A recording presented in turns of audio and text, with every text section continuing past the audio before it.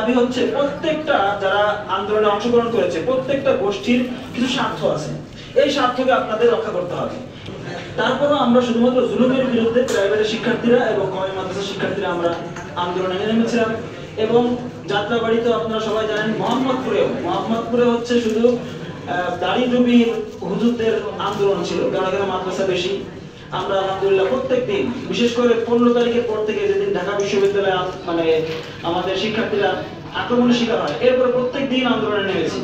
আমাদেরকে নারী বিদ্বেষী বলা হয়, আসলে কাকতালীয় ব্যাপার। আমরা 15 তারিখের যে আন্দোলনের পরে যে আন্দোলনে নেমেছি, আমাদেরকে সবচেয়ে মনের মধ্যে রেখাপাত করেছে হচ্ছে একটা লাঠি হাতে একটা মেয়ে রক্তাক্ত একটা ছবি ভাইরাল হয়েছিল। এই ছবিটা আমরা সহ্য করতে পারিনি, কারণ আমরা ঐতিহাসিকভাবে মোহাম্মদ বিন কাসিমের ভারত বিজয়ের ইতিহাস আপনারা জানেন, একটা নারীকে আক্রমণ করেছিল বিধায় একটা বাহিনী পাঠিয়ে দেওয়া হয়েছে যে নারীর উপরে আক্রমণ সহ্য করা হবে না। আমাদের মানসিকতা এরকম, কিন্তু মিডিয়ার মাধ্যমে এমন করা হয়েছে আমরা নারী বিদ্বেষী। আসলে নেতৃত্ব যারা দেয় তারাই পরবর্তীতে বেশি ফল ভোগ করে। কিন্তু আমাদের দাবি হচ্ছে প্রত্যেকটা যারা আন্দোলনে অংশগ্রহণ করেছে প্রত্যেকটা গোষ্ঠীর কিছু স্বার্থ আছে, এই স্বার্থকে আপনাদের রক্ষা করতে হবে। এই স্বার্থ রক্ষা না করলে আবার গণ অভ্যুত্থান হবে। 47 দেশ ভাগ হয়েছে, 71 পর্যন্ত আমরা আন্দোলন সংগ্রাম করেছি, 71-এর পরে 75 পর্যন্ত দুর্ভিক্ষ আন্দোলন সংগ্রাম হয়েছে, বাকশাল প্রতিষ্ঠার পরে আন্দোলন করতে পারি নাই।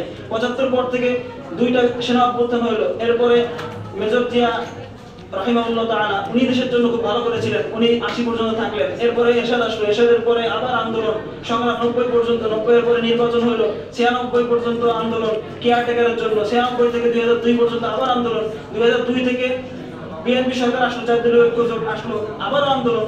এরপরে 2006 সালের পরে 2 বছর সবাইকে খুব সাইজ করা হলো, 8-এ আওয়ামী লীগ আসলো, দীর্ঘ 17 বছর ফ্যাসিবাদ। আপনি গণতন্ত্রের মাধ্যমে 53 বছর দেশ চালাইলেন, এরপরে গণতন্ত্রের মাধ্যমে আরো সামনে চালাবেন। এই যে বিভিন্ন ধরনের আমরা আলোচনা করতেছি যে এখন আমাদের এই সমস্যাটা দরকার, আমাকে একজন কেউ লিখে দিতে পারবেন যে এর মাধ্যমে আসলে এই দেশে আমাদের শান্তি আসবে? আমাদেরকে একটা অপশন দেন, বিশেষ করে আপনারা গণতন্ত্রের মাধ্যমে সেকুলারিজমের মাধ্যমে কাজ করেন, একটা অপশন দেন যে আমরা একটা বিচার ব্যবস্থার একটা বিভাগ থাকবে যেখানে আমরা ইসলামী বিচারটা চাই। অর্থ বিভাগ আপনি চালাচ্ছেন, ঠিক আছে, পুঁজিবাদী অর্থ ব্যবস্থা, আপনি এখানে ইসলামী অর্থ ব্যবস্থার একটা অপশন দেন। গণতন্ত্র তো সবারই অধিকার আছে এখানে, যে আসলে দেশে আবার যুদ্ধ বাড়বে, গণ অভ্যুত্থান তৈরি হবে। কারণ যে বিষয়টা করা হচ্ছে, জাতিসংঘের মানবাধিকার কমিশনের মাধ্যমে যে কমিশনটা আনা হচ্ছে এবং আপনি সমকামিতাকে যেখানে আমদানি করা হচ্ছে, এটা ইসলামপন্থীরা কোশ্চিন কালাম আনবে না, দেশে আবার গণ অভ্যুত্থান হবে। এখন আপনি যদি দেশকে শৃঙ্খলা রাখতে চান, অবশ্যই আপনার এই যে গণবিরোধী কাজ যেগুলো গুটি কয়েকজন মানুষের এজেন্ডা, এই যে সমকামিতার জন্য আপনার ট্রাম্প যে বিজয় হয়েছে তাকে সবচেয়ে বেশি সাপোর্ট দিয়েছে যে সেই লোকটা ইলন মাস্ক।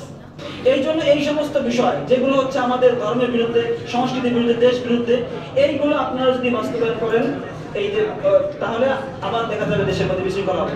এই জন্য যাই হোক, সময় একেবারে সংক্ষিপ্ত। এই প্রোগ্রাম আয়োজন করার জন্য পুনাবের নেতৃবৃন্দকে অসংখ্য ধন্যবাদ জানাই এবং আমরা মিলেমিশে সবাই আলোচনার মাধ্যমে এক টেবিলে বসে দেশকে কিভাবে সামনে এগিয়ে নিতে পারি এবং আধিপত্যবাদ মুক্ত বাংলাদেশ কিভাবে করতে পারি সেই আশাবাদ ব্যক্ত করে আমি আমার বক্তব্য এখানে শেষ করছি। আমার এই